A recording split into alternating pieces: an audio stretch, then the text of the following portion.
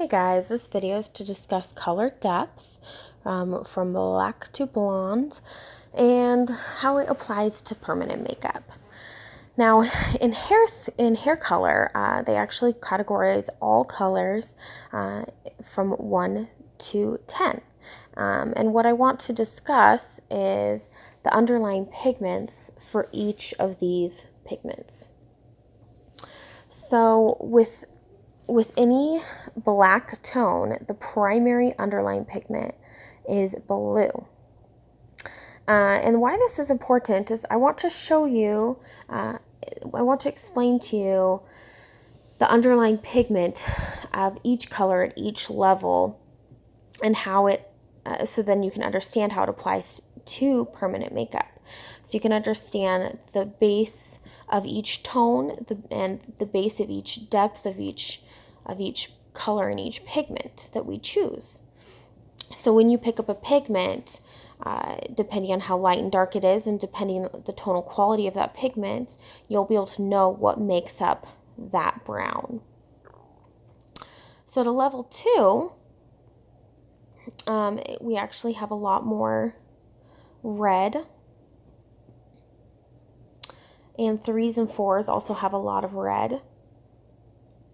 So I'm just going to keep kind of coloring, and you can look at these colored pencils and see sometimes I'm adding just a little bit of a black tone on top of it just to give the color a little bit more depth.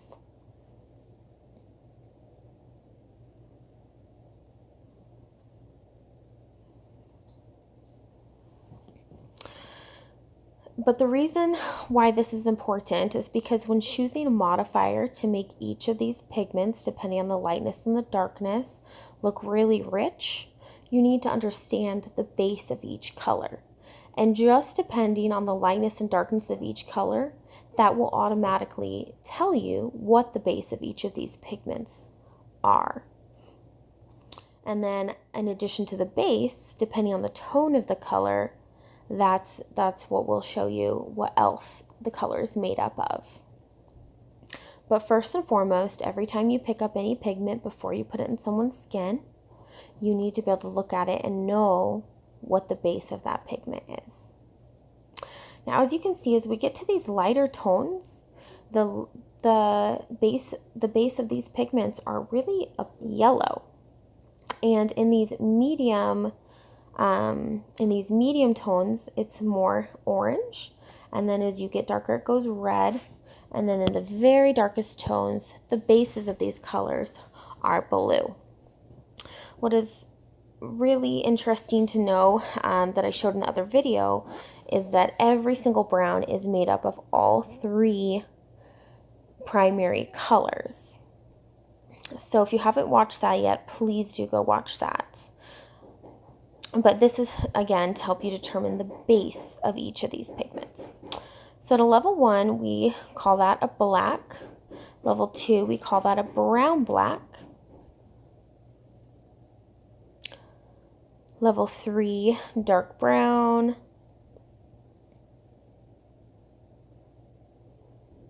Level 4 is just kind of your typical brown. 5 is our medium brown. 6 is our light brown. 7 is our dark blonde. And then we have our blondes and our light blondes. And obviously our pale blondes we'll never put into skin. In fact, with microblading and permanent makeup, we're really only dealing with pigments 6 through 1 typically, because our skin is already these lighter shades, and so if we don't start with at least level 6, it just barely shows up. So now what I want to discuss is how this applies to choosing pigments for each of our clients.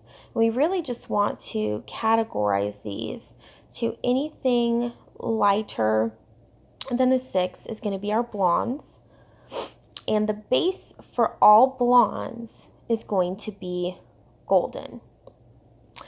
Now, anything between a 6 and a 4, we're going to categorize as a brown.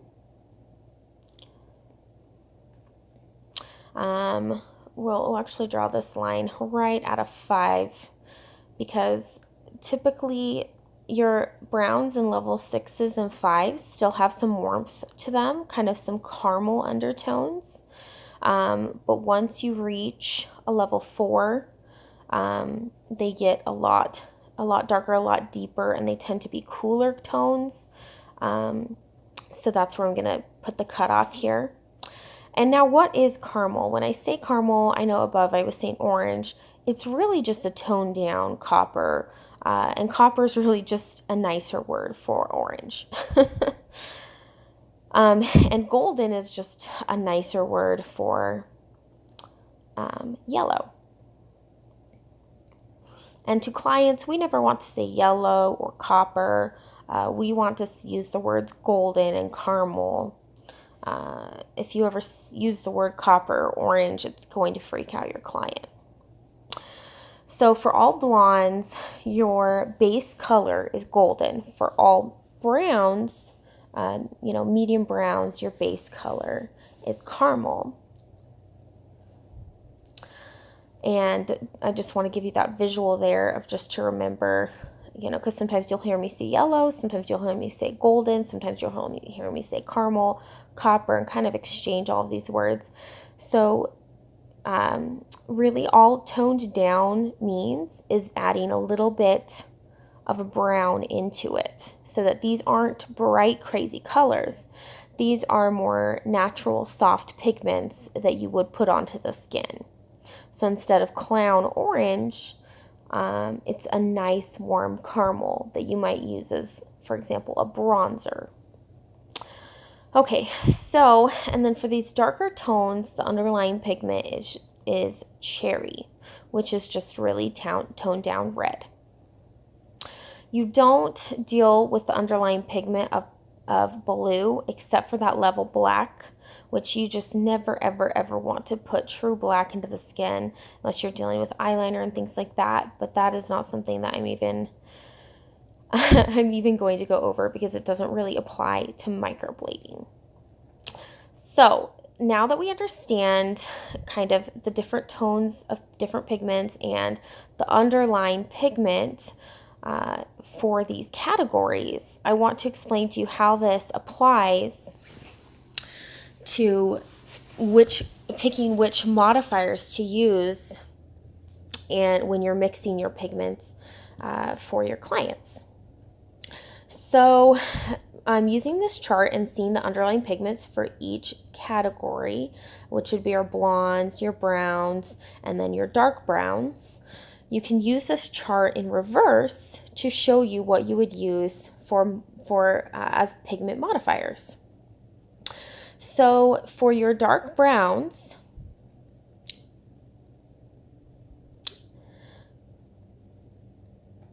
you have to make sure that in either your pigment or your skin, you have, in order to make sure that it's a really nice rich tone, you have to make sure that you have, let's see here, sorry, I'm going to actually just label all of these really quick. So we'll write browns here.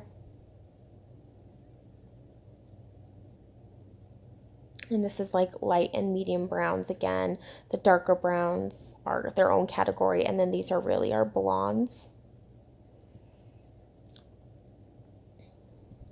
Okay, there we go. So now that I have each of these areas labeled, we're going to start with the dark browns and move to the right of the chart.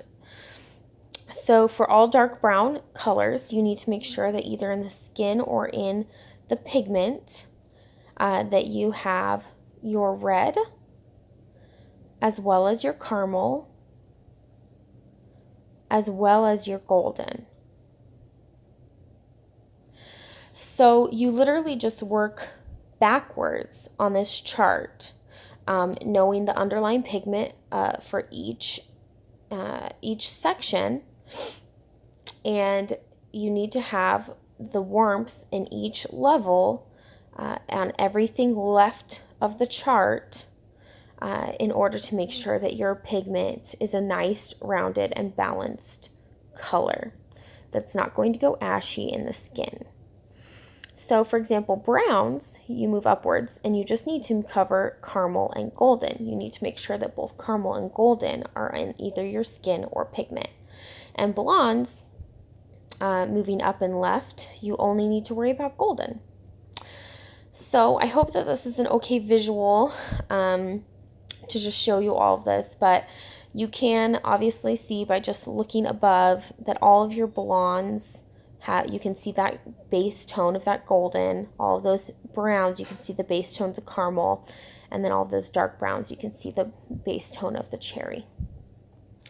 So now what I want to do is translate this directly to pigment for you.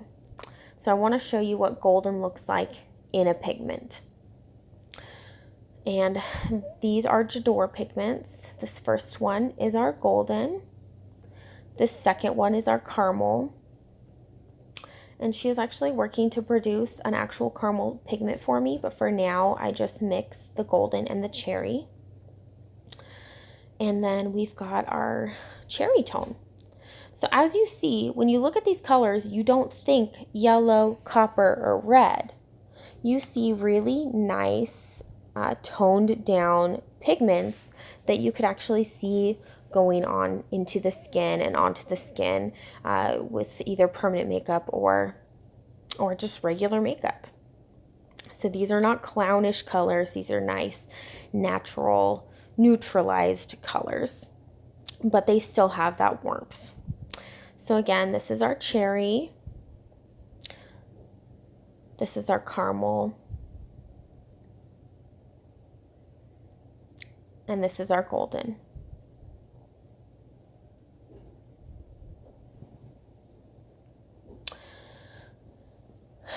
Okay.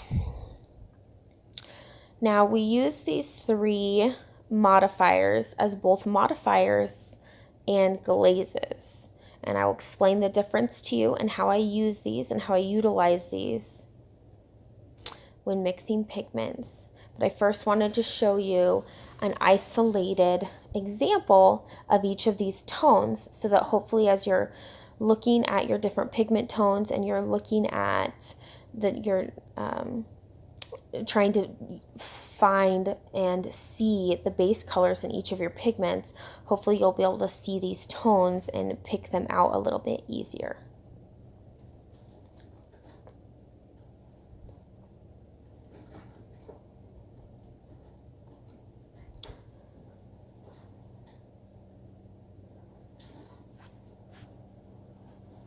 Okay, so now I'm just going to try to simplify what I just showed you.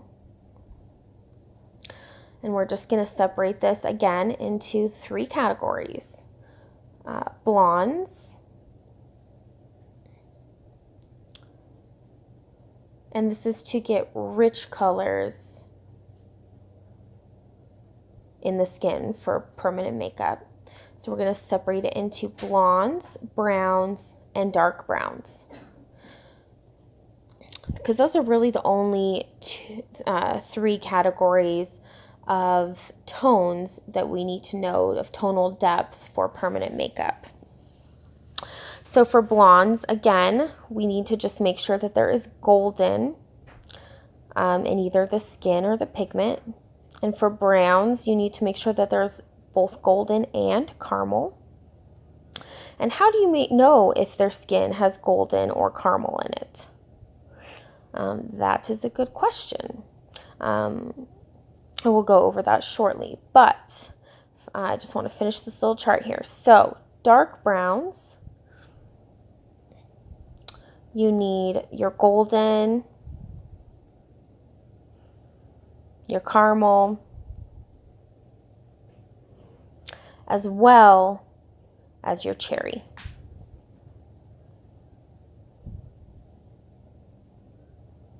So there's just a super simplified version of what I showed you on that other chart, but I just wanted to show you the range of tones you can get for both blondes, browns, and dark browns, and how it really encompasses everything from blonde to black. And again, I'm just going to do a little swatch of the pigments as a visual reminder of what those tones look like. They're very neutral, natural colors with just a little bit of that warmth added in there, but they're not clownish colors.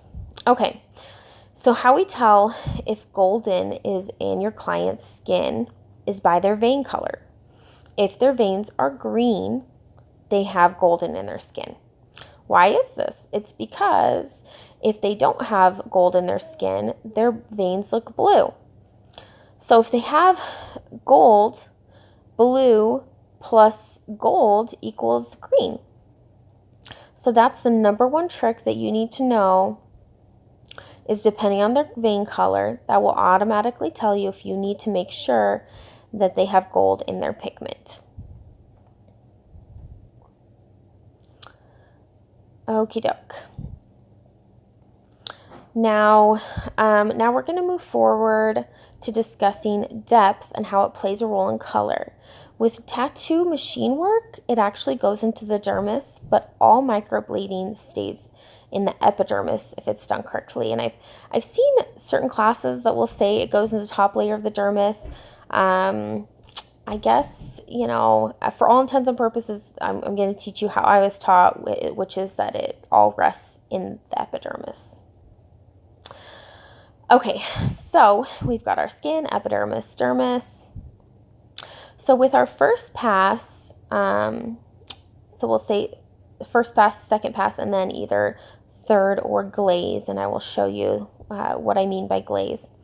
So with your first pass, you have to make sure to choose the right color for your first pass, because most of your pigment and most of the tonal quality of your pigment is going to be deposited in that first pass.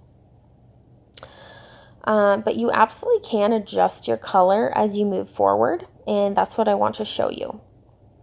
So now with your second pass, you are cutting just ever so slightly deeper and just depositing more pigment in. And that first and second pass reach the deepest levels in the skin, and that pigment is deposited the deepest.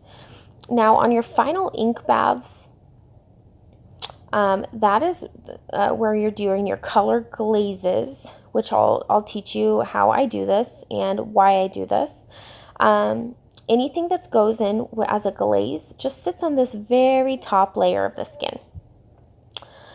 And why this is important to know is sometimes when we add modifiers and put it into the first or second pass, then a year down the road, everything is faded except for that modifier. And it ends up turning warm or ashy or whatever it may be. So I like to add my modifiers into my top layer as color glazes. And again, I'll explain to you how I do this, but first I just wanted to explain in this video why. Now, with your first and second passes, all of this ink lasts up to 3 years. But in your third, just light passes as well as your color glazes, you're really only going to last up to 1 year with these. So if you're depositing in color that you are wanting to make sure that it doesn't outlast your neutral pigments, this is where you're going to want to put those modifications. Now, if you go past your dermis, or to the very bottom layers of your dermis, you are absolutely too deep. This is where you create scarring. You will have lots of blood, and